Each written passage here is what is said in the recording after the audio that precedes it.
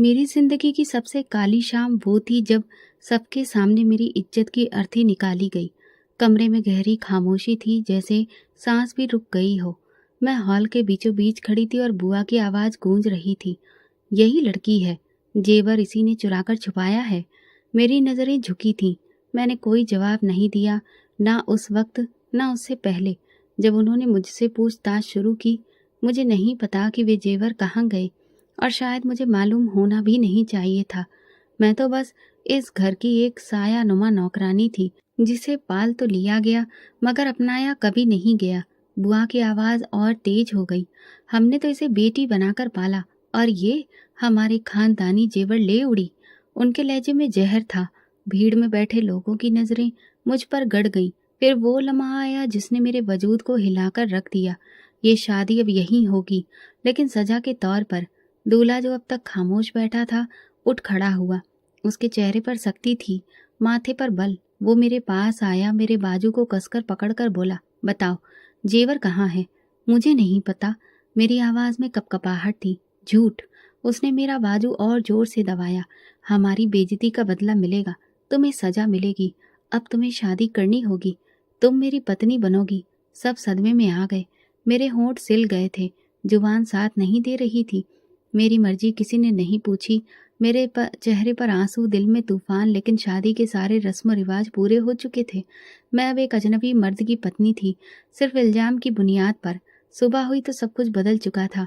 मैं एक नए रिश्ते में थी, जिसमें मेरी इजाजत की कोई गुंजाइश नहीं थी। मैंने अपने छोटे से संदूक को समेटा, जिसमें कुछ पुराने कपड़े और माँ बाप की एक तस्वीर थी। माँ की तस्वीर पर हाथ रखते हुए मेरी आंखें भर आईं। काश तुम जिंदा होती माँ, मैंने धीरे से कहा। काश पापा कुछ कर पाते, लेकिन सच्चाई ये थी कि वे दोनों एक हादसे में इस दुनिया को छोड़ चुके थे, और तब से मेरी बुआ ने ही मुझे पाला था। मैंने कभी शक नहीं किया, ना हालात पर, ना उनके फैसलों पर।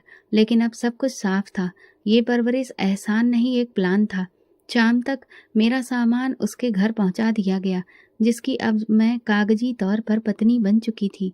दरवाजे पर मुझे एक बूढ़ी औरत ने देखकर कहा, शायद वो मेरी सास थी। उनकी नजरें मुझसे घृणा छुपा नहीं पा रही थीं, जैसे कि मैं कोई बोझ हूं जो उनके बेटे की जिंदगी पर थोप दिया गया हो। जो कमरा मुझे दिया गया वो साधारण मगर बंद था। खिड़की पर जल रही रोशनी भी धीमी थी। मैंने अपना बैग रखा और बिस्तर पर बैठ गई। अंदर की थकान शरीर से नहीं, दिल से निकल रही थी। अचानक दरवाजा खुला। वो आया। मेरी नजरों से नजरें नहीं मिलाई, बस खड़ा रहा। फिर बोला, ये सब तुम्हारी हरकतों का नतीजा है। मैंने अपनी जिंदगी में कभी किसी लड़की को इस तरह नहीं अपनाया, लेकिन तुम्हारे साथ ये सब मजबूरी में हुआ है। अगर तुमने वाकई में जेवर चोरी किए हैं तो बेहतर होगा कि वापस कर दो। मैं सब कुछ भूल जाऊंगा। मैंने कुछ भी नहीं लिया है। मेरे शब्द वही थे, मगर आवाज में अब थोड़ी सी तेजी थी। मुझे भरोसा नहीं, लेकिन वक्त बताएगा। वो दरवाजा बंद करके चला गया। मैं अकेली रह गई। रात ढल रही थी, लेकिन मेरे अंदर सवाल जाग रहे थे। क्या ये सब पहले से तय था? मेरी बुआ की साजिश, या वाकई जेवर खो गए थे और इल्जाम मेरे सर पर मढ़ दिया गया? मैं चुप रहूंगी, लेकिन खत्म नहीं हो जाऊंगी। ये शुरुआत है, खामोश शुरुआत। शादी के अगले दिन मुझे उस घर में पहुंचा दिया गया, जिसे अब मेरा ससुराल कहा जा रहा था। लेकिन उसकी दीवारें भी खामोश थीं, जैसे ये रिश्ता सिर्फ कागजों पर वजूद रखता हो। दरवाजे पर कदम रखा तो एक नौकरानी ने कहा, आप इधर आइए, बड़ी मालकिन आपका इंतजार कर रही हैं। बड़ी मालकिन यानी मेरी सास ड्राइंग रूम में बैठी थी, चेहरे पर सख्ती, नजरों में चुप्पी। तो तुम हो वो जिसे हमारे बेटे की जिंदगी पर थोप दिया गया। मैंने कुछ नहीं कहा। ये घर नौकरानियों का नहीं, इज्जतदार बहुओं का होता है। लेकिन तुम तो। वो बात अधूरी छोड़कर खामोश हो गई। फिर इशारा किया। नौकरानी ने मेरा बैग उठाया और मुझे एक छोटे कमरे में ले गई। वहां ना कोई स्वागत हुआ, ना कोई रस्मो रिवाज, बस एक बंद दरवाजा, जिसके पार मेरे लिए सिर्फ अजनबीपन ही था।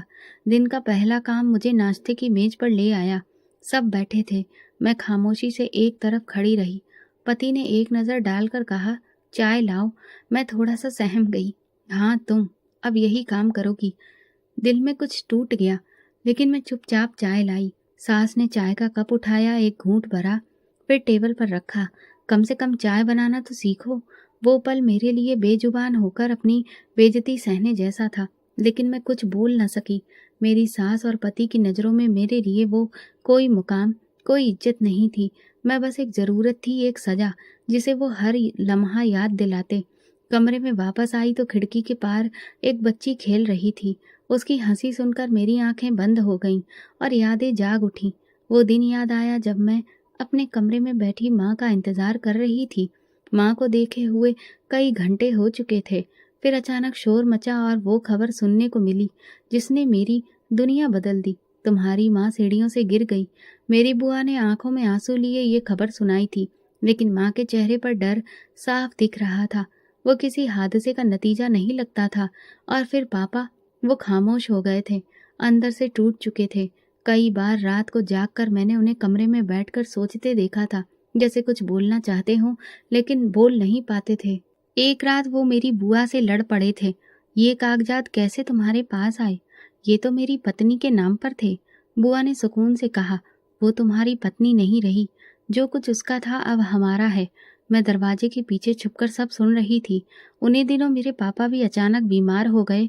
उन्हें दवा वक्त पर दी गई, इलाज भी हुआ, लेकिन वो बच नहीं सके। अब जब उन बातों को सोचती हूँ तो हर मंजर, हर बात ये दिखाती है जैसे सब कुछ पहले से तय था। दरवाज़ा खुला, पति आया, चेहरा सख्त, आंखों में गुस्सा। तुम यहाँ आराम कर रही हो, नीचे सफाई होनी है। मैं बोली, मैं बहू हूँ, नौकरानी नहीं। तुम कुछ भी नहीं हो, सिर्फ वो हो जो हमने तुम्हें बना दिया। उसने दरवाज़ा जोर से बंद किया। कुछ पल बाद नौकरानी जा एकदम से आई और बोली, बड़ी मालकिन ने कहा है सीढ़ियाँ साफ करनी है।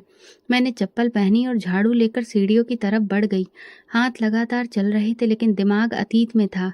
एक बार ऐसी ही सीढ़ियों पर माँ की आवाज़ गूंजी थी।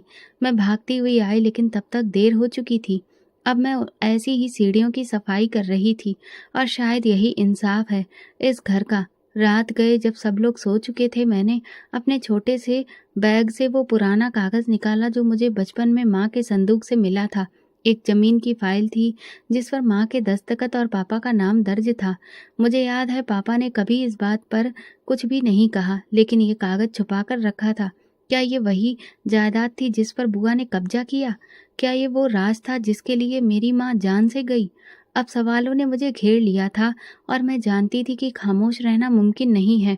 फिर एक नौकर आया, हाथ में लिफाफा लिए। साहब ने दिया है आपके लिए। मैंने लिफाफा खोला, अंदर कुछ कागज़ थे। उन पर मेरी माँ के नाम से दिया हुआ कोई पुराना बिल, एक चेक की कॉपी और एक तस्वीर। माँ किसी अजनबी मर्द के साथ खड़ी थी, हंसती हुई। मैं चौंक गई। ये चेहरा कुछ जाना पहचाना था, जैसे कहीं देखा हो, लेकिन कहाँ और क्यों? अब मुझे इस घर में सिर्फ वक्त गुजारना नहीं था, सच तलाश करना भी था और शायद बदला भी लेना था।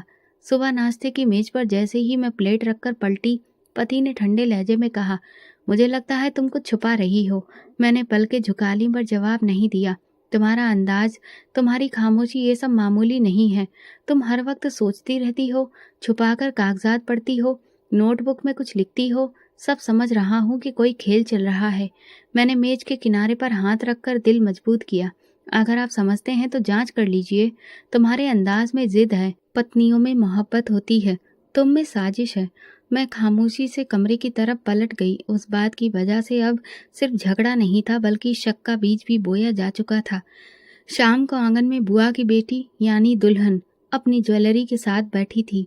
जैसे ही मैं वहां से गुजरी वो बोली, क्या बात है, नई बहू आजकल बड़ी खामोश है, शायद कोई नया राज हाथ आया है। मैंने नजरें चुराई। वो करीब आई और धीरे से कहा, मेरे पति को तुमसे हमदर्दी क्यों होने लगी है? खबरदार, अगर कुछ उल्टा सीधा सोचा तो। मुझे किसी की हमदर्दी नहीं चाहिए, न चाहिए थी न मिलेगी। बस इतना समझ लीजिए कि यहाँ मेरी जगह नीचे है। मैं पलटकर वहाँ से निकल गई, लेकिन दुल्हन की बातें अंदर तक घुस चुकी थीं। मेरे हर कदम पर नज़र रखी जा रही थी। अगले दिन घर के दरवाजे पर एक लिफाफा आया। बाहर कोई नौजवान लड़का छोड़ गया था। लिफाफा मेरे नाम पर था, मगर किसी दस्तखत के बिना। मैं अंदर जाकर चुपके से उसे खोला। उसमें एक खत था, ये जेवर जाली हैं, असली जेवर तो हमारे पास हैं। जो इल्ज़ाम तुम पर लगाया गया वो सिर्फ एक खेल था। मेरे हाथ कांपने लगे। 1 मिनट के लिए लगा जैसे मेरे अंदर कोई नई उम्मीद जल उठी हो, मगर ये खुशी नहीं, गुस्सा था। मैं सीधा अपने कमरे में गई, दराज से वो जेवर निकाले जो इस इल्जाम की बुनियाद बने थे। बार बार सोचा, क्या ये वाकई में जाली हैं? क्या मेरी बुआ ने सब कुछ जानते हुए ये खेल रचाया? शाम को वही खत मैंने अपने पति को दिखाया। उसने तेज नजरों से पढ़ा, फिर मुझे कहा, ये तुम्हें किसने दिया? किसी ने दरवाजे पर छोड़ा? क्या तुम इसमें शामिल हो? नहीं, लेकिन अब शक की बुनियाद शायद आपके अपनों पर जाए। उसका चेहरा पल भर को बदल गया। तुम कहना क्या चाहती हो? यही कि अब सच खुद चलकर आ रहा है। आप चाहें तो खुद जांच लें।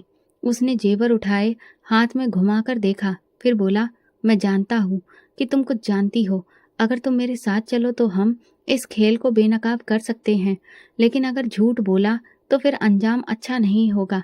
मैंने सिर्फ इतना कहा कि सच छुपता नहीं है। अगली सुबह पति कहीं गया था।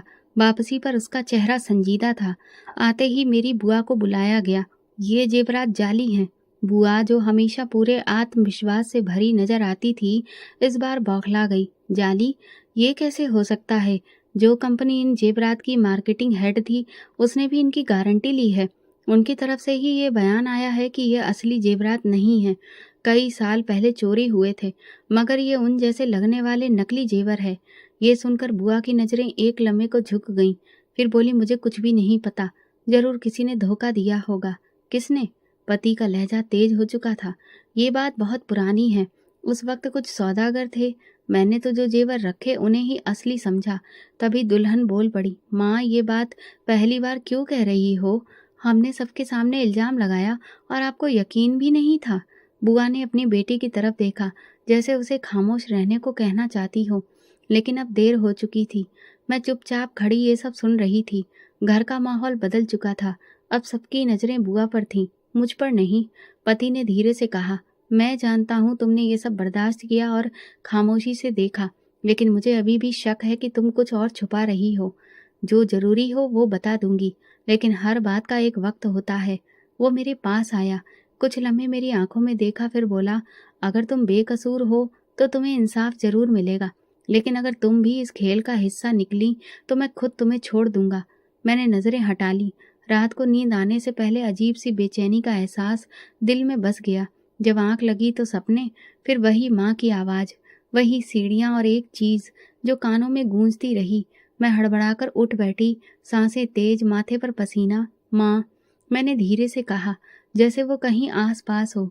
कुछ पल खामोशी में गुजरे, फिर मैंने वो डायरी निकाली जो कई बरसों से मेरे साथ थी। उसमें वो सब बातें दर्ज थीं जो मैंने बचपन में देखी थी, सुनी थी और जानी थी, पर अब तक किसी से बांटी नहीं। एक पन्ने पर बचपन के एक हादसे का जिक्र था। माँ की अलमारी के नीचे एक सेफ देखा था। उसमें कुछ फाइलें थीं। एक में बुआ की तस्वीर, एक जमीन का कागज और एक खत। उस वक्त माँ ने जब मुझे देखा तो फाइल हाथ से ले ली थी और कहा, कभी किसी को भी मत कहना। वो लम्हा जैसे आज भी ताज़ा था। तब मैं समझी नहीं थी, पर अब समझ में आने लगा था। मुझे लगता था कि उसी सेफ की चाबी मेरी बुआ के पास पहुंच गई थी। शायद इस चाबी से सब कुछ बदल गया। सुबह होते ही पति की मौजूदगी में छोटी सी बहस हुई। मैं नाश्ते के बाद अपने कमरे में कुछ पुरानी फाइलें निकाल कर उन्हें ठीक से रख रही थी कि वो आ गया। ये सब क्या है? उसने हाथ में मेरी एक फाइल पकड़ी। मेरे कॉलेज के डॉक्यूमेंट्स, कुछ नोट्स, कुछ रिपोर्ट्स। उसने फाइल खोली, एक पन्ना निकाला, फिर एक और। ये क्या? Police complaint? तुमने किसी के खिलाफ कंप्लेंट की थी? मैं चुप रही। किसके खिलाफ? ये तुम्हारे पापा की मौत के फौरन बाद की है? उसके लहजे में हैरत थी। मैंने धीरे से कहा, बुआ के पति के खिलाफ। उस वक्त मैं सिर्फ 16 साल की थी। कंप्लेंट वापस ले ली गई थी। क्यों? क्योंकि मुझे डराया गया। कहा गया कि अगर बोली तो बुआ मुझे भी निकाल देंगी, मेरी पढ़ाई के पैसे बंद हो जाएंगे। वो कुछ लम्हे मेरे चेहरे को घूरता रहा। तो तुम वो नहीं हो जो नजर आती हो। मैंने कभी नहीं कहा कि मैं सीधी हूँ, बस बोलती नहीं। उसने फाइल बंद की, फिर कमरे में इधर उधर देखा। और क्या है तुम्हारे पास? मैंने दराज खोली, एक और फाइल निकाली। ये सब माँ के केस से जुड़ी चीजें हैं। क्या तुम कोई मुकदमा दायर करना चाहती हो? मैं चाहती हूँ कि सच सामने आ जाए, चाहे अंजाम जो भी हो। वो मेरे करीब आया। तो तुम जितना मैंने सोचा था उससे कहीं ज्यादा उलझी हुई हो, या शायद मैं बस वो हूँ जिसे हर कोई अपनी सोच के हिसाब से समझे। उस दिन के बाद उसका व्यवहार कुछ बदल गया, लेकिन सवाल अभी भी उसकी आंखों में दिखते रहते। दोपहर को जब सब सो रहे थे, मैं पुरानी छत पर चली गई। वहाँ एक कोने में एक पुराना ट्रंक रखा था। किसी ज़माने में वो मेरी बुआ की बेटी का था, बाद में पुराने सामान में रख दिया गया था। ट्रंक खोलने पर एक पुरानी फाइल मिली जिस पर लिखा था प्रॉपर्टी कंसेंट का ट्रांसफ़र। ये वही ज़मीन थी जिसका जिक्र माँ की फाइल में था। 10 कागज़ माँ के नाम से थे, लेकिन वो तहरीर माँ की नहीं थी। मुझे माँ के दस्तखत याद थे। मैंने खुद कई बार उनकी कॉपियाँ बनाई थीं। ये जाली दस्तावेज थे। तभी किसी के कदमों की आवाज़ सुनाई दी। मैं जल्दी से फाइल छुपाकर नीचे आ गई। कमरे में वापस आई तो पति पहले से मौजूद था। तुम कहाँ थीं? छत पर पुराना सामान देख रही थी। मैंने तुम्हारे कुछ नोट्स दोबारा पढ़े हैं। तुमने अपने पापा की आखिरी बातें भी लिख कर रखी हैं। हाँ, वो आखिरी दिनों में बार बार कहते थे कि उसे मत छोड़ना। वो जानता है सच क्या है। किसके बारे में? माँ के बारे में, बुआ के बारे में, सबके बारे में। वो देर तक खामोश खड़ा रहा, फिर धीरे से बोला, अगर तुम चाहो तो मैं तुम्हारे साथ चलूँगा, लेकिन शर्त है कि तुम मुझे सब कुछ सच-सच बताओगी। शर्त मंजूर है, लेकिन याद रखना सच सबको अच्छा नहीं लगता। मुझे झूठ से ज़्यादा नफ़रत है। अब ये सिर्फ़ एक लड़ाई नहीं रही थी, ये जंग थी। अतीत के खिलाफ़, झूठ के खिलाफ़ और उन सबके खिलाफ़, जिन्होंने मेरी खामोशी को कमज़ोरी समझा था। घर के माहौल में अजीब सा सुकून था, जैसे सब कुछ देख भी रहे थे मगर कुछ बोलना नहीं चाहते थे। पति जो पहले सिर्फ इल्ज़ाम और सख्त जुबान बोलता था, अब कुछ बदला-बदला लगने लगा था। सुबह जब चाय का कप मैं लाकर सामने रखा, उसने बगैर देखे कहा, बैठ जाओ। मैं कुछ पल हिचकिचाई, फिर एक कोने में बैठ गई। वो नज़रें चाय पर जमाए रहा, फिर अचानक बोला, तुमने कभी किसी से प्यार किया? सवाल इतना अजीब था कि मैं जवाब देने में वक्त लगा बैठी। नहीं, इतनी फुर्सत ही कहाँ मिली। तो क्या अब भी दिल में कुछ नहीं है? किसी के लिए भी? मैंने उसकी तरफ नहीं देखा, बस कहा, अभी तो खुद को समझने की कोशिश कर रही हूँ। उसने हल्की सांस ली, फिर चुप हो गया। उसी दिन शाम को एक कार्यक्रम था, किसी रिश्तेदार की सालगिरह, जहाँ सारे परिवार को बुलाया गया था। मैंने खुद को तैयार किया, साधारण सी साड़ी, बाल बांधे और माँ की पुरानी अंगूठी जो हमेशा मेरे साथ रहती थी। पति ने मुझे गाड़ी में बैठने का इशारा किया। सफ़र खामोशी से गुजरा। रास्ते में उसने कहा, वो सेफ मैंने वकील को दिखाई है, कुछ बातें साफ हो रही हैं। और क्या कहा उसने कि अगर वो सेफ मिल जाए तो कैसे खोला जा सकता है। प्रोग्राम में पहुंचते ही रंग बिरंगे कपड़े, खुशबू और हंसी की आवाज़ों ने एक लम्हे को मुझे सबसे अलग कर दिया। मैंने खुद को सामान्य जताने की कोशिश की, लेकिन अंदर अब भी सवालों का शोर था। तभी मेरी नज़र एक जानी पहचानी शक्ल पर पड़ी, रूबी, कॉलेज की दोस्त जो कभी बहुत करीब थी, फिर वक्त ने दूरियां बढ़ा दी थी। उसने मुझे देखते ही पहचान लिया और लपक कर गले मिली। तुम यहाँ? बस हालात ने यहाँ पहुँचा दिया। तुम इसी शहर में हो? शादी के बाद? हाँ। सुना था तुम्हारी बुआ ने ही तुम्हें पाला है? हाँ। उसके चेहरे पर एक साया सा था, कुछ था। वो कुछ बताना चाहती थी। काफ़ी दिनों से बताना चाहती थी। क्या तुम्हारी माँ के साथ धोखा हुआ था? मेरे कदम जैसे ज़मीन में गड़ गए।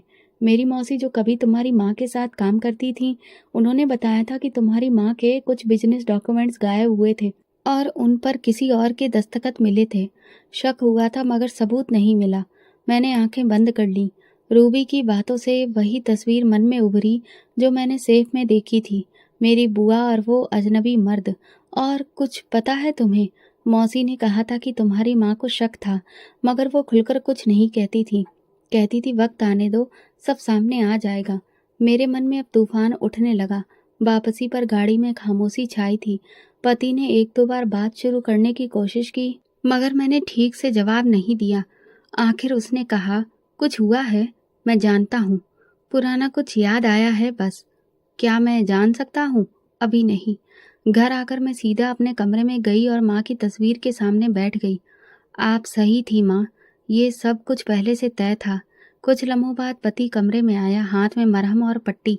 तुम्हारे हाथ पर एक पुराना जख्म है, आज नोटिस किया, लगता है गहरा है। मैंने हाथ बढ़ाया, उसने धीरे से मरहम लगाया। पहली बार जैसे दर्द का एहसास किसी और ने बांटा हो। कभी किसी ने तुम्हारे जख्मों पर ध्यान दिया? उसने सर झुकाकर पूछा। नहीं, और अब आदत हो गई है। ये आदत बदलनी होगी। मैंने कोई जवाब नहीं दिया, बस उसे देखती रही। वो पहली बार ऐसा लम्हा था जब मुझे लगा कि शायद वो सिर्फ दुश्मन नहीं, शायद एक इंसान भी है। अगली सुबह मैंने सेफ की तलाश करने का फैसला किया। वो कमरा जहाँ माँ का पुराना सामान रखा था, बरसों से बंद पड़ा था। मैंने चाबी निकाली और दरवाज़ा खोला। मिट्टी में लिपटा फर्नीचर, पुराने पर्दे और एक खाली सी महक ने अतीत को जिंदा कर दिया। कोने में वहीं पुरानी अलमारी थी, उसके नीचे एक छोटा सा खुफिया खाना जिसे मैं बचपन में देख चुकी थी। मैं फर्श पर झुककर उसे खोल रही थी। अंदर एक लोहे का डिब्बा था। कांपते हाथों से खोला। पुरानी फाइलें, एक रजिस्टर और एक ऑडियो कैसेट।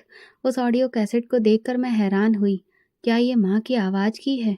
मैंने सब कुछ समेटा और दरवाज़ा बंद करके बाहर आ गई। ये राज खत्म होने वाला नहीं था, बल्कि अब तो उसकी गहराइयों का अंदाजा होने लगा था। अब सिर्फ दुश्मनों से नहीं, सच से भी मुकाबला करना था। कमरा बंद था, पर्दे आधे खुले थे। रोशनी बस इतनी थी कि फाइलों में क्या लिखा है पढ़ सकूं। हर दस्तावेज मेरे अतीत को एक नया रंग दे रहा था।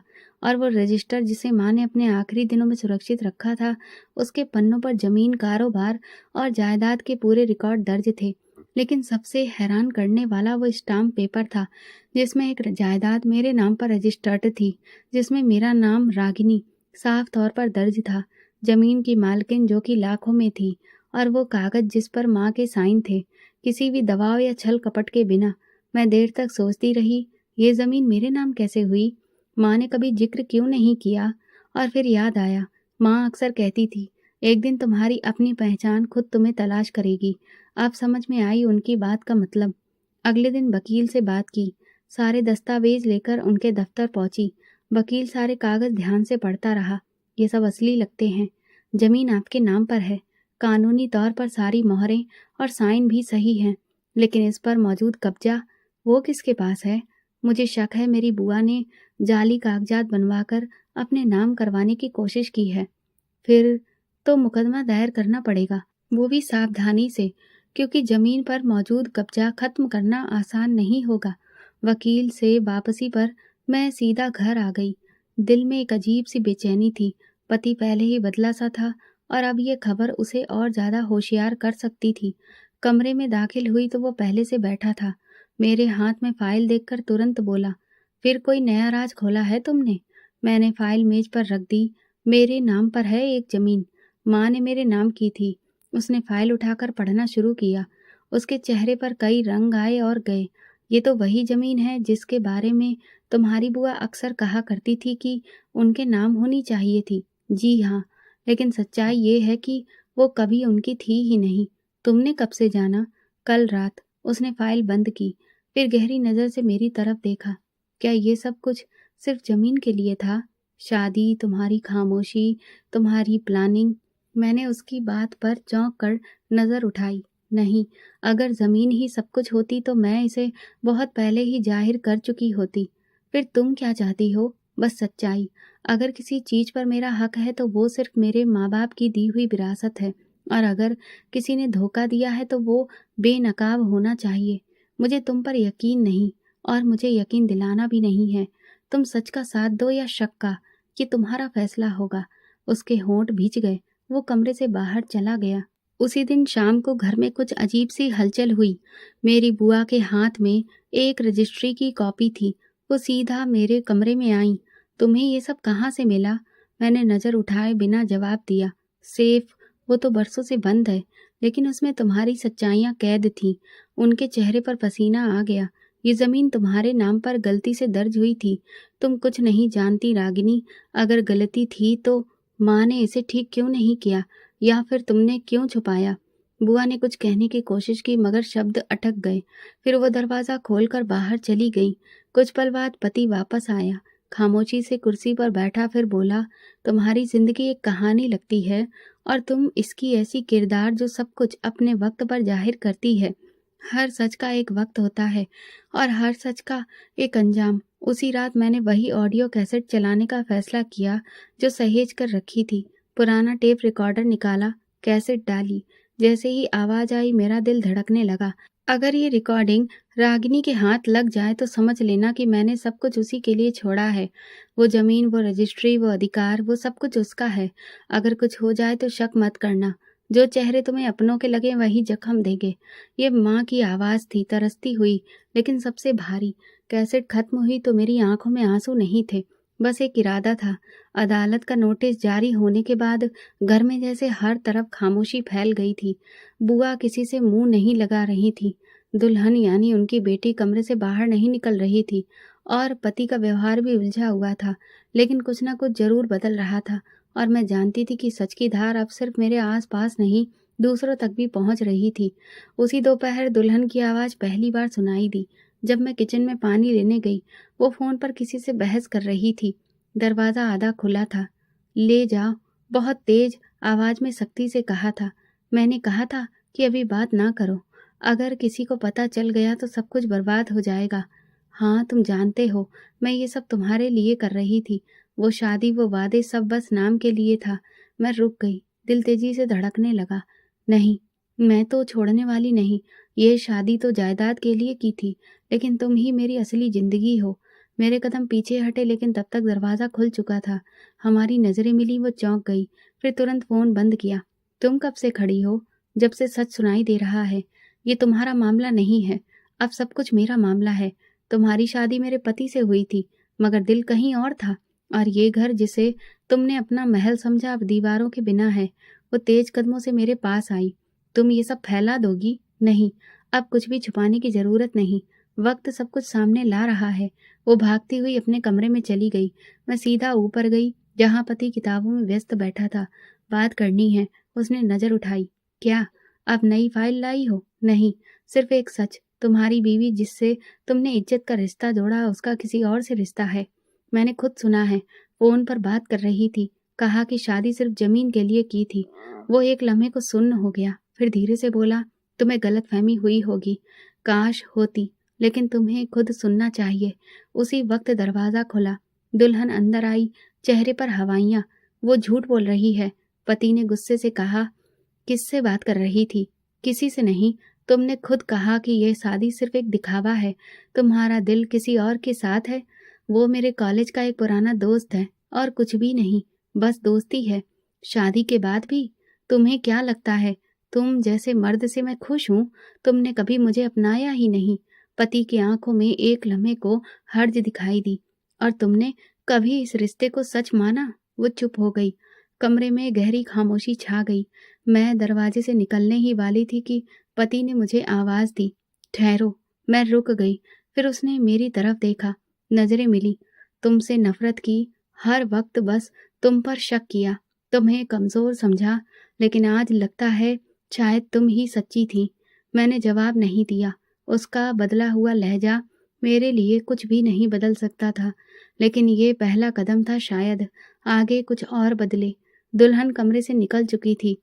अगले दिन वकील का फ़ोन आया। ज़मीन के कागज़ अदालत में जमा हो चुके थे और सुनवाई की तारीख तय कर दी गई थी। मैंने पति को बताया तो उसने सिर हिलाया। "क्या तुम चाहती हो कि मैं तुम्हारे साथ अदालत जाऊँ? ये तो तुम पर है। तो फिर हाँ, शायद मेरा साथ तुम्हारा बोझ हल्का कर दे। ये जंग तुम्हारा हक है, लेकिन अगर कोई साथ दे तो चलना आसान हो जाता है।" उसने पहली बार नम सी मुस्कान दी। मैंने सोचा सच का सफ़र आसान नहीं था, लेकिन वे चेहरे जो छुपे थे, बेनकाब होने लगे थे। अदालत की तारीख पास आ रही थी, मगर मेरे मन में सबसे बड़ी उलझन अभी भी वही थी, माँ की मौत। हादसा कहा गया था, लेकिन दिल कभी उसे हादसा मानने को तैयार नहीं हुआ। अब जब राज खुलने लगे थे, मुझे यकीन होने लगा कि उस मौत के पीछे सिर्फ इत्तेफाक नहीं, एक प्लान था। सेफ से मिली ऑडियो कैसेट ने बहुत कुछ साफ कर दिया था, लेकिन अब सबूत चाहिए थे। मैंने रजिस्टर और पुरानी फाइलें दोबारा खंगालनी शुरू की। एक पन्ने पर नज़र ठहर गई जिस पर एक नाम दर्ज था, हरी लाल। ये वही नौकर था जो उस जमाने में हमारे घर पर था, जब माँ जिंदा थी, और उनकी मौत इसी के कुछ दिन बाद हुई थी।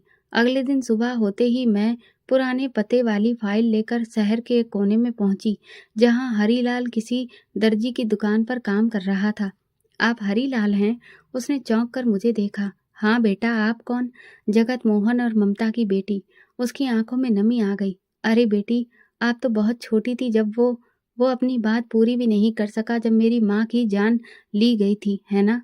वो एक लम्हे को सदमे में आ गया, फिर धीरे से बोला, "बेटा, मैं बहुत दिनों से ये बोझ लिए जी रहा हूँ, पर डर के मारे कभी कुछ नहीं बोला। अब वक्त है, सब कुछ सच बताया जाए।" हरीलाल ने नज़र चुरा कर झुका ली, फिर धीरे धीरे बोलने लगा। उसी रात जब मैडम सीढ़ियों से गिरी, वो कोई हादसा नहीं था, मैंने खुद देखा था। संजय यानी आपकी बुआ के पति किसी बात पर बहुत गुस्से में थे। उनके हाथ में कुछ कागज़ थे। मैडम ने कहा कि ये ज़मीन मेरी बेटी के नाम पर है, तुम्हारे किसी कागज़ का कोई मतलब नहीं। फिर मैडम सीढ़ियों पर जाने लगीं, वो उनके पीछे गए। मैंने धीमी आवाज़ में सुन लिया, अगर तुमने ज़ुबान खोली तो मैं तुम्हें हमेशा के लिए खामोश कर दूँगा। फिर शोर हुआ, मैडम नीचे गिर गईं और संजय नीचे झुककर बोला, कोई और कुछ नहीं जानता। मेरी सांस जैसे रुक गई। हरीलाल की बात पूरी हो चुकी थी, लेकिन मेरे दिल में एक तूफान उठ चुका था। क्या आप मेरे साथ अदालत में ये सब कह सकते हैं? हाँ बेटी, वक्त आ गया है। उसी दिन मैं पति के पास गई और उसे सब कुछ बताया। क्या तुम्हें भरोसा है कि वो नौकर सच बोल रहा है? मेरे दिल को अब कोई शक नहीं रहा। तो फिर ये पुलिस का मामला है, हमें कल ही रिपोर्ट दर्ज करानी होगी। अगली सुबह हम दोनों पुलिस स्टेशन पहुंचे। हरीलाल हमारे साथ था। उसका बयान कलम बंद किया गया, पुराने रिकॉर्ड खोले गए और मेरे हाथ में वो पुरानी रिपोर्ट थी जो मैंने अपने पापा की मौत के बाद जमा कराई थी, लेकिन बाद में वापस ले ली गई थी। इंस्पेक्टर ने नज़र उठाई। ये केस अगर दोबारा खोला जाए तो बहुत से लोग इसकी चपेट में आ सकते हैं। तुम तैयार हो? मैंने कहा। मैं बरसों से इस लम्हे के इंतजार में थी। शाम तक बुआ के पति को पुलिस ने हिरासत में ले लिया। जब वारंट लेकर घर आए तो बुआ की हालत बिगड़ी हुई थी। ये सब झूठ है, तुम मेरे पति को झूठे इल्जाम में फंसा रहे हो। इंस्पेक्टर ने सख्ती से कहा, हमारे पास गवाह है, पुराने रिकॉर्ड भी। अब अदालत फैसला करेगी। पति मेरी तरफ देख रहा था, जैसे मुझे पहली बार पूरी तरह समझ पाया हो, जैसे सब कुछ खत्म हो चुका हो। उसने धीरे से कहा, तुमने वो कर दिखाया जो कोई नहीं कर सका। मैंने नजरें नीची कर ली। ये उस माँ की आवाज़ थी जो हर रात सपनों में चीखती थी, और आज वो आवाज़ सुनी गई थी। घर में एक तूफान आया, लेकिन वो तूफान ऐसा था जिसने रिश्तों पर से पर्दे उठा दिए। कत्ल का मुकदमा दर्ज होने के बाद सब कुछ बदल गया। घर के माहौल में जो पहले सुकून का राज था, वहाँ खामोशी थी और निगाहों में बदली हुई रंजिश दिखाई देने लगी थी। ससुराल वाले जो पहले मुझे सिर्फ एक बोझ समझते थे, अब भरोसे से पेश आने लगे। मुझे पहली बार उनके व्यवहार में अपनेपन और इज्जत का एहसास हुआ। सास ने खाने के मेज पर बैठते हुए पूछा, तुम्हारी माँ वाकई जमीन तुम्हारे लिए छोड़कर गई थी? मैंने सुकून से कहा, जी, और वो विरासत के सारे दस्तावेज मेरे पास हैं। वो कुछ पल चुप रही, फिर बोली, हमें पहले शक था, लेकिन अब समझ में आ रहा है कि तुम जैसी बेटी होना खुद एक दौलत है। ये वो शब्द थे जो शायद बरसों बाद मेरे दिल तक पहुंचे थे। इसी दौरान दुल्हन यानी बुआ की बेटी ने अपना सामान बांधा और हमेशा के लिए उस घर को छोड़ दिया। जाते वक्त उसने बस इतना कहा, ये घर अब मेरा नहीं रहा और मैं वो जिंदगी नहीं जी सकती जिसमें हर बात का पर्दाफाश हो जाए। उसका फैसला सबके लिए किसी झटके से कम नहीं था, लेकिन किसी ने उसे रोकने की कोशिश नहीं की। शायद सब जान चुके थे कि वो खुद एक धोखा लेकर आई थी। अब खेल में सिर्फ एक मोहरा बाकी था, बुआ। वो अपने वकील के साथ हमारे घर आ गईं। दरवाजे पर ही ऊंची आवाज में बोली, हम अपनी जमीन वापस लेने आए हैं। पति ने दरवाजा खोला। आप कौन सी जमीन की बात कर रही हैं? उन्होंने फाइल निकाली। ये रहे कागजात। रागनी के नाम जो जमीन है वो जाली कागजात की बुनियाद पर हासिल की गई है। रजिस्ट्री असली है, मेरे नाम की। मैं आगे बढ़ी, फाइल ली, एक नज़र डाली और तुरंत पहचान लिया।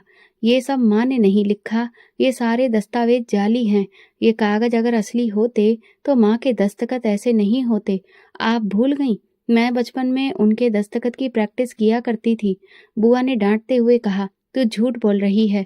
मैंने अपने बैग से असली रजिस्ट्री निकाली, अदालत की मोहर और माँ के असली दस्तखत के साथ। ये देखिए, असली कागजात। वकील और अदालत दोनों इसकी पुष्टि कर चुके हैं।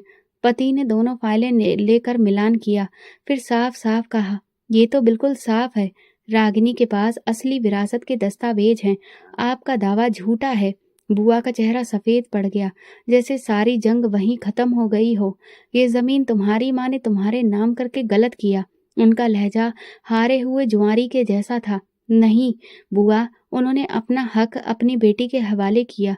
गलती सिर्फ आपकी है जो बरसों तक दूसरों का हक हड़पने में ही लगी रहीं। मैं ये मामला अदालत में लेकर जाऊंगी। उन्होंने गुस्से से कहा, तो फिर अदालत में सच का सामना करने के लिए तैयार रहना। वो वापस चली गई, लेकिन उनकी जुबान से निकले शब्दों में अब वो यकीन नहीं था जो कभी उनके हथियार हुआ करता था। इसके बाद पति मेरे पास आया, कुर्सी पर बैठते हुए बोला कि तुम्हारी जंग थी, लेकिन अब से मेरा साथ तुम्हारे साथ है। मैंने पूछा क्यों?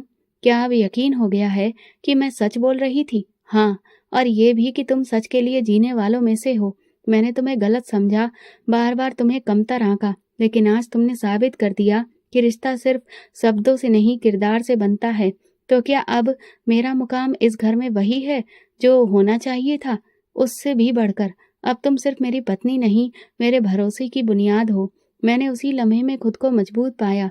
वो इज्जत जो वर्षों से छीनी गई, वो भरोसा जो कभी नहीं मिला, अब मेरे अपने कदमों में था।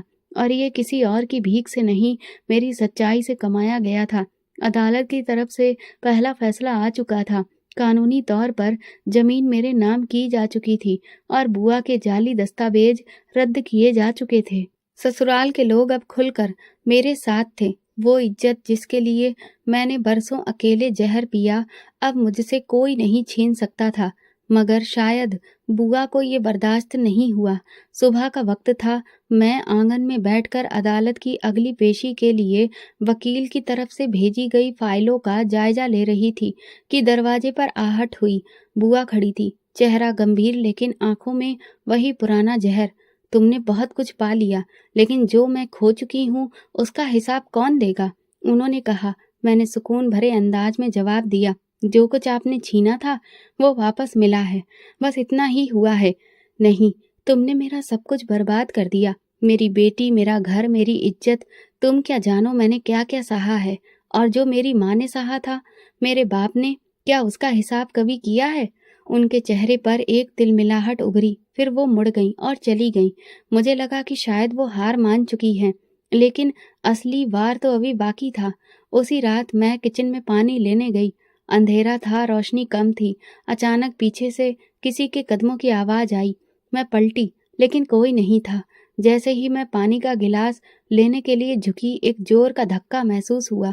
मेरा संतुलन बिगड़ा और मैं जमीन पर गिर पड़ी। सिर कोने से टकराया, आंखों के आगे अंधेरा छा गया। जब होश आया तो अस्पताल का कमरा सफेद रोशनी से भरा था। पति की आंखें भीगी थीं। तुम ठीक हो? उसकी आवाज कट रही थी। मुझे क्या हुआ? किसी ने तुम्हें धक्का दिया किचन की सीढ़ियों के पास। तुम्हारा सिर लग गया, खून बहुत बह गया। कौन था? पहले तो हम समझे कि तुम खुद गिर गई हो, लेकिन फिर किचन के कोने में तुम्हारी माँ की अंगूठी गिरी हुई मिली। मेरी? हाँ, वही अंगूठी जो मैं हर वक्त पहनती थी, और वही तुम्हारी बुआ की साड़ी का एक कोना भी था। तो उसने धीरे से सिर हिलाया। हाँ, तो मुझ पर जानलेवा हमला किया गया था। कुछ घंटों बाद पुलिस आई, तहकीकात हुई। नौकरानी ने गवाही दी कि मेरी बुआ किचन में गई थी। जब मैं किचन में गई तो वो भी पीछे थी। फिर एक जोरदार आवाज आई और रागनी मैडम बेहोश मिली। पुलिस ने बुआ को गिरफ्तार कर लिया। वो खामोश थी, चीजों ने जुबान ले ली थी। उस हादसे ने मेरे पति को बदल कर रख दिया। अस्पताल में बैठा वो पहली बार खुलकर बोला, मैं तुमसे नफरत करता रहा, तुम्हें गलत समझा, तुम्हें कमजोर समझा, लेकिन जब तुम जमीन पर पड़ी थी, खून में लथपथ, मुझे लगा कि शायद मैं सब कुछ खो दूंगा। मैंने कमजोर आवाज में पूछा, तुम्हें मोहब्बत कब हुई? जब तुम्हारे जाने का डर दिल में उतरा, तो फिर सच का सामना करने के बाद ही मोहब्बत ने जन्म लिया। हाँ, क्योंकि सच हमेशा देर से समझ में आता है। बुआ को अदालत में ले जाया गया। कत्ल की कोशिश का मुकदमा दर्ज हुआ। मेरा बयान, नौकरानी की गवाही और कैमरे की फुटेज सबूत के तौर पर पेश हुए। अब उनका जुर्म छुप नहीं सकता था। अदालत के बाहर मीडिया के सवाल थे। एक रिपोर्टर ने पूछा, आपने अपनी ही बुआ के खिलाफ इतनी बड़ी कार्रवाई की, कैसा महसूस होता है? मैं सीधे होकर बोली, ये लड़ाई पर्सनल नहीं, इंसाफ की लड़ाई थी। मेरे माँ बाप के अधिकारों की, मेरे वजूद के सुरक्षित होने की, और सच के लिए जो बरसों से दबाया गया। अदालत ने बुआ को रिमांड पर भेज दिया।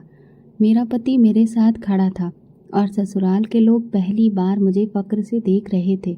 घर वापसी पर मैंने दरवाजे के अंदर कदम रखा तो सास ने मेरा माथा चूम कर कहा, हमें अफसोस है कि हम तुम्हें पहचान नहीं सके। मैंने कहा, कभी देर हो जाती है, लेकिन अगर दिल सच को स्वीकार कर ले तो देर भी माफ़ की जा सकती है। उस रात पहली बार मुझे लगा कि मेरा नाम, मेरी पहचान और मेरी हकीकत सब सामने आ चुकी है, और ये सब मुमकिन हुआ जब मैंने डर के बजाय सच का साथ दिया। अदालत से वापसी के बाद घर में माहौल बदल चुका था। ना वो पुराना तनाव, ना अजनबी नज़रों की चुभन। पति सुबह नाश्ते की मेज पर आया। उसके हाथ में कुछ फाइलें थीं। बिजनेस की नई ब्रांच का प्लान है। मुझे एक पार्टनर की ज़रूरत है, कोई ऐसा जिस पर भरोसा हो, जो हिसाब किताब समझता हो और जिसका विजन साफ हो। मैं चौंक कर देखती हूँ तो तुम, मुझे ये सब तुम में दिखता है। हाँ, मैं चाहता हूँ कि तुम मेरे साथ ऑफिस चलो। ये सिर्फ बिजनेस नहीं, हमारी नई शुरुआत हो सकती है। तुम्हें लगता है मैं ये सब संभाल लूँगी? तुमने अपनी ज़िंदगी संभाल ली, ये तो बस एक फ़ाइल है। मैंने फ़ाइल ली और पढ़ना शुरू किया। Marketing plan, investment details, share holding, सब कुछ अच्छी तरह से पढ़ा, समझा। एक कोने में मेरा नाम दर्ज था, रागिनी पार्टनर के तौर पर। तो तुमने ये पहले ही दर्ज कर रखा है? हाँ, क्योंकि दिल से फैसला पहले ही हो चुका था। अगले दिन हम दोनों ऑफिस पहुँचे। वहाँ का स्टाफ मुझे देखकर हैरान था। किसी ने शायद सोचा भी नहीं था कि वो लड़की, जिसे कभी खानदान की बदनामी की वजह समझा जाता था, अब कंपनी की नई डायरेक्टर के तौर पर कदम रखेगी। मीटिंग में पति ने सबसे मेरा इंट्रोडक्शन करवाया। ये रागिनी है, मेरी पत्नी, और अब मेरी बिजनेस पार्टनर भी। कुछ मुंह हैरानी से खुले, कुछ आंखों में भरोसा झलका। मीटिंग खत्म होने के बाद अकाउंट्स ऑफिसर ने कहा, मैडम, आपके साइन चाहिए होंगे नई डील्स पर। मैंने कलम उठाते हुए कहा, हमारा हर फैसला सोच समझ कर होगा। जो कुछ मैंने खोया है उसे अब वापस पाना चाहती हूँ, पूरे कंट्रोल के साथ। कारोबार में आने के बाद मैंने पहली बार उन दस्तावेजों का जायजा लिया जिनमें ज़्यादातर झूठे दावे जुड़े थे।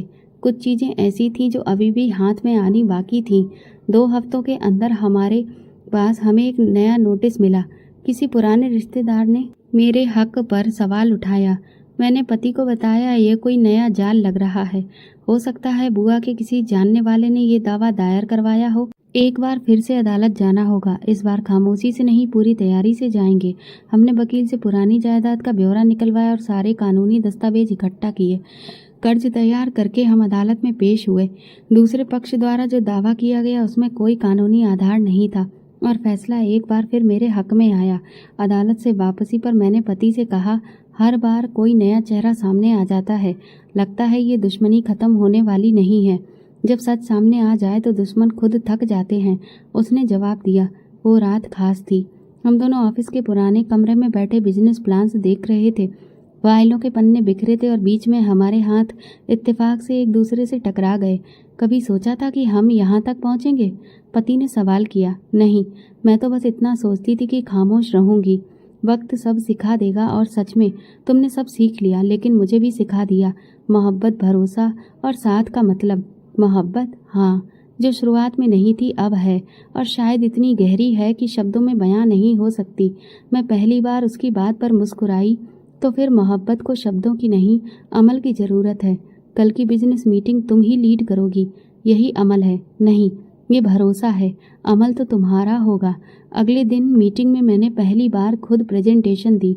टीम ने ध्यान से सुना, सवाल पूछे, और जब मैंने आखिर में बिजनेस प्लान समझाया तो सबने तालियां बजाईं, बधाई दी। बाहर आकर पति ने कहा, ये सिर्फ शुरुआत है। मैंने आसमान की तरफ देखा। हवा उस तरफ बहने लगी थी। वैसे मेरी जिंदगी के अंधेरे खत्म हो रहे थे। अदालत में आखिरी पेशी के बाद जब फैसला सुनाया गया तो बुआ पर जहर, शादी, कत्ल की साजिश और हमले की कोशिश, सारे इल्ज़ाम साबित हो चुके थे। पूरे कोर्ट रूम में सन्नाटा छा गया। वो औरत जो बरसों तक खानदान पर राज करती रही, जिसकी बातें कानून की हैसियत रखती थीं, अब हथकड़ियों में खड़ी थी। पुलिस के साथ जब वो बाहर निकली तो मीडिया और कैमरों की रोशनी में वो अपना चेहरा छुपाने की कोशिश कर रही थी, मगर सबकी रोशनी इतनी तेज थी कि छुपाने का कोई रास्ता नहीं बचा। इंस्पेक्टर पास आकर बोला, अदालत ने 7 साल की कैद सुनाई है। मुमकिन है आगे और भी केस खुले। मैंने सिर्फ इतना कहा, अब इंसाफ पूरा हुआ। पति मेरे बराबर में खड़ा था। उसकी गिरफ्त ने मेरे हाथ पैर मजबूत किए थे, जैसे वो खुद भी जानता हो कि इस अंजाम तक पहुंचने का जो सफ़र मैंने तय किया वो सिर्फ इत्तेफाक नहीं, कुर्बानियों से भरा था। घर लौटने पर सबने मेरी खामोशी को अपनाया। ना कोई सवाल, ना कोई बधाई। उसी रात पति मेरे कमरे में आया। हाथ में एक सफ़ेद लिफाफा था जिसमें किसी पार्टी का कार्ड लग रहा था। मैंने हंसते हुए पूछा, ये क्या है? उसने कुर्सी खींचकर मेरे सामने बैठते हुए कहा, ये पार्टी है मगर किसी और के लिए नहीं, सिर्फ तुम्हारे और मेरे लिए। तैयार रहो। मैं चाहता हूँ कि हम दोबारा शादी करें, इस बार दिल से, इस बार तुम्हारी मर्जी से, इस बार बिना किसी दबाव, इल्जाम या बदतमीजी के। मैंने एक पल उसकी आंखों में देखा। वहाँ न शक था न गुरूर, सिर्फ सच्चाई और नमी थी। क्या तुम वाकई समझते हो कि ये जरूरी है? हाँ, क्योंकि जो रिश्ता जबरदस्ती जुड़ा था उसे अब भरोसे और प्यार से दोबारा बांधना चाहता हूँ, और तुम्हारी मर्जी के बिना कुछ भी नहीं होगा। मैं चुपचाप लिफाफा हाथ में लिया। अंदर शादी की तारीख दर्ज थी, बस 2 दिन बाद। मैंने जो सवाल पूछने के लिए मुंह खोला, उसका जवाब मेरे पूछने से पहले ही पति ने दे दिया। तुम्हारी बुआ की बेटी को मैं तलाक दे चुका हूँ और वो अपने प्रेमी के पास जा चुकी है। मैं धीरे से मुस्कुराई। शादी वाला दिन आ गया। न धूम धड़ाका, न मेहमानों की भीड़, कुछ करीबी लोग थे। 2 दिन गुजरे। शादी का कार्यक्रम साधारण लेकिन खूबसूरत था। मैंने वही लाल जोड़ा पहना जो माँ ने कभी मेरे लिए संभाल कर रखा था। शादी की हर रस्म में मैं खुशी खुशी निभा रही थी। जब उसने मेरी मांग भरी तो धीरे से कहा, अब तुम सिर्फ मेरी ऑफिशियल पत्नी नहीं बल्कि मेरे भरोसे की बुनियाद भी हो। बाद में जब हम घर लौटे तो सास ने मेरे माथे पर हाथ रखा। बेटी बनने में वक्त लगता है, पर तुमने हर रुकावट पार की। आज तुम सिर्फ बहू नहीं, घर की बारिश हो। मैंने उनका हाथ थाम लिया। बेटी तभी बनती है जब मन कबूल करे। उन दिनों हम बिजनेस में भी आगे बढ़ चुके थे। मार्केट में एक नया प्रोजेक्ट लॉन्च करने का इरादा था। मीटिंग्स, कॉन्ट्रैक्ट्स और प्रेजेंटेशंस में मेरी भूमिका और बढ़ चुकी थी। एक रोज़ पति ने कहा, मुझे अक्सर लगता था तुम्हारे साथ जिंदगी मुश्किल होगी, पर अब लगता है तुम ना होती तो जिंदगी अधूरी होती। मैंने पलटकर जवाब दिया, जिंदगी ने मुझे इतना कुछ सिखा दिया है कि अब सिर्फ मजबूत रहना ही नहीं, मोहब्बत करना भी आता है, वो भी ताकत के साथ। अब हम सफ़र का साथ मिल चुका था। मोहब्बत अपना चेहरा दिखा चुकी थी और रिश्ते वो रूप ले चुके थे जो असल में होने चाहिए थे।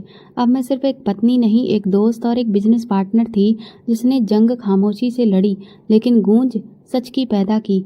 मेरे कमरे में माँ की तस्वीर रखी थी। मैं हर रोज उसे देखती और कहती, माँ, आपकी बेटी ने आपका नाम सच्चाई से ऊंचा रखा। आपने जो बीज बोया था वो आज एक खूबसूरत पेड़ बन चुका है। ये सिर्फ एक नई शुरुआत नहीं, एक पूरी कहानी थी जिसका अंजाम मोहब्बत और इंसाफ पर हुआ, और शुरुआत हुई सच पर खड़े रहने से। तो दोस्तों, अगर आपको हमारी कहानी पसंद आई हो तो कमेंट करके ज़रूर बताएं। वीडियो को लाइक करें और ज़्यादा से ज़्यादा शेयर करें। अगर आप चैनल पर नए हैं तो सब्सक्राइब ज़रूर करें और नोटिफिकेशन बेल दबाएं ताकि अगली अपडेट सबसे पहले आपको मिले। Thank you.